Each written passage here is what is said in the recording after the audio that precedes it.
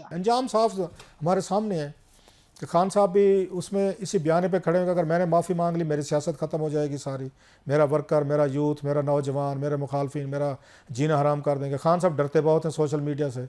वो अगर किसी से डरते हैं अल्लाह मियाँ के बाद, तो वो सोशल मीडिया से डरते हैं कि वहाँ मेरे बारे में कोई बुरी खबर ना आए, मेरा वर्कर डिमोरलाइज ना हो। सो उन पूरे सोशल मीडिया ने खान साहब को अपना कैदी बना दिया। वो अपनी मर्ज़ी से चलवाते हैं, खान साहब को भी चलवाते हैं, उनका सोशल मीडिया भी चलवाते हैं। जो चीज़ें उनकी होती हैं खान साहब उन्हीं के मुताबिक वो चलते रहते हैं।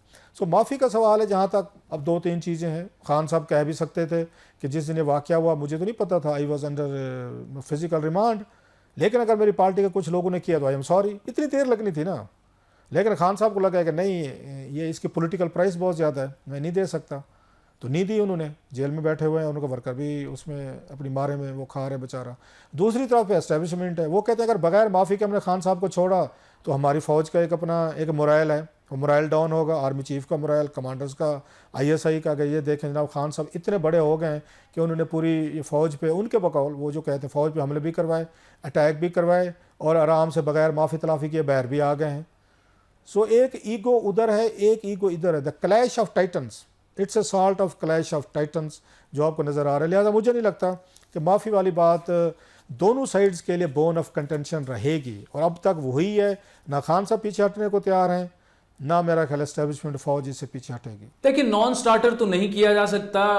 अगर 9 मई की सारी फुटेजेस, वीडियोस और ये सारी चीज़ें मौजूद हैं, और ख़ुद इमरान खान साहब ऑन रिकॉर्ड हैं, उनकी पूरी क़यादत ऑन रिकॉर्ड है कि जिन लोगों ने 9 मई किया उनसे हमने अपने आप को डीएसोसिएट कर लिया है, उनका हमारी पार्टी से और कोई ताल्लुक़ नहीं है। फिर सोशल मीडिया के जो अकाउंट्स थे 9 मई से पहले जिस तरह से एक बिल्डअप किया गया, फिर 9 मई के बाद जिस तरह से एक बयानिया बनाने की कोशिश की गई, तो तहरीक इंसाफ जितना चाहे वो ठीक है, उनके हो सकता है ऑफिस बैरियर्स ना हो, लेकिन उनके वोटर्स हैं, उनके सिंपथाइजर्स हैं। तो जब तक एक ऐसा बयानिया तहरीक इंसाफ नहीं बनाएगी कि 9 मई जो है वो एक बहुत बड़ा ब्लंडर था अफवाज पाकिस्तान के ख़िलाफ़ और मुसल्लह अफवाज के ख़िलाफ़, जिससे पाकिस्तान की ना सिर्फ सुबकी हुई बल्कि पॉलिटिकल टेम्परेचर जो है वो इतनी पीक पे पहुंच गया जिसका नुकसान जो है वो तहरीक इंसाफ को पहुंचा।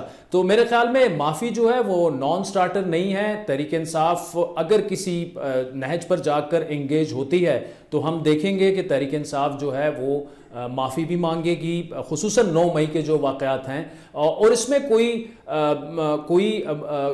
मज़ा का खेज़ बात नहीं है। अगर आपकी पार्टी के कुछ लोगों ने या ज़्यादा लोगों ने, जितनी भी उनकी तादाद थी, अगर उनसे गलती हो गई है तो उसकी माफ़ी मांग कर अगर आगे चला जाए तो मेरे ख्याल में बात आगे बढ़ सकती है। लेकिन जहाँ जिस किस्म की इस वक्त सिचुएशन बन चुकी है और सियासी इन्वायरमेंट बन चुका है, मुझे लगता नहीं है कि मामलात जो हैं वो तहरीक इंसाफ और इस्टेब्लिशमेंट के वो मुज़ाकरात की तरफ जाएंगे, क्योंकि इस्टेब्लिशमेंट खुलकर कह चुकी है कि अगर आपने मुज़ाकरात करने हैं, इमरान खान साहब ने खतूत भी लिखे आर्मी चीफ को, फिर हमने आर्मी चीफ का जवाब भी सुना कि पहले तो मैं ख़त पढ़ता नहीं हूँ, अगर मेरे पास आएगा भी तो मैं अपने प्राइम मिनिस्टर, यानी उनके अल्फाज थे, अपने प्राइम मिनिस्टर के पास भिजवाऊंगा। तो उनका बिल्कुल एक बॉटम लाइन ये है कि इस वक्त की इस्टेब्लिशमेंट जो है वो बिल्कुल चाहती है कि पॉलिटिकल टेम्परेचर नीचे आए, लेकिन गवर्नमेंट और ओपोजिशन यानी पीटीआई के दरमियान मुज़ाकरात भी होंगे, मामलात भी जो भी तय पाते हैं, इस्टेब्लिशमेंट उसमें बिल्कुल मुदाखलत नहीं करेगी। अब सवाल हमारे सामने ये है कि ब्रेक के बाद हम ये जानेंगे अपने नामवर तज्जिया निगारों से, पाकिस्तान के लीडिंग ओपिनियन मेकर से, कि अगर माफ़ी इमरान खान साहब नहीं मांगते और ना उन्हें माफ़ी मिलती है तो फिर ये सिलसिला कब तक जारी रहेगा? यानी वो जेल में कितना अरसा रहेंगे? 1 साल, 2 साल, इसी साल बाहर आ जाएंगे? कब बाहर आएंगे? मुझे पता है ईद का मौका है, आप इस सवाल का जवाब जानना चाहते हैं, लेकिन थोड़ा सा आपको इंतज़ार करना पड़ेगा। ब्रेक के बाद हम अपने नामवर तज्जिया निगारों के पास चलेंगे और वो आपको बताएंगे कि उनकी खबर क्या है और उनका ओपिनियन क्या है। एक ब्रेक के बाद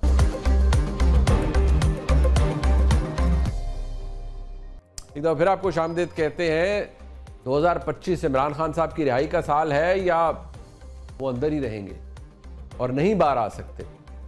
जानते हैं हमारे नामवर सहाफ़ी इस हवाले से क्या कहते हैं। इमरान खान साहब इसी शक्ल में बाहर आ सकते हैं कि कोई बहुत बड़ा इंकलाब आ जाए पाकिस्तान के अंदर, या फिर कुछ और लोग हों जो बेहतर पोजीशनों पे आना चाहते हों और वो तगड़े हो जाएं, तो फिर तो हो सकता है। अगर ये सेटअप चलता रहता है जिसके अंदर GHQ के अंदर कुछ लोग हैं जो बैठे हुए हैं और इमरान खान साहब जो है उनसे खाइफ हैं, तो अगर ये सेटअप इस तरह चलता रहता है और ये गवर्नमेंट भी चलती रहती है तो इमरान खान साहब की रिहाई इतनी आसान नहीं होगी, ये काम लंबा होगा। क्योंकि इमरान खान साहब के साथ एक ट्रेजेडी ये भी है कि बाहर से कोई इनकी मदद के लिए नहीं आया, ना सऊदी अरब आगे बढ़ा, ना बरतानिया आगे बढ़ा, ना अमेरिका ने कोई काम किया, न किसी और मुल्क ने आगे बढ़ के इमरान खान साहब को सपोर्ट करने की कोशिश की। तो इमरान खान साहब बिल्कुल अकेले हैं।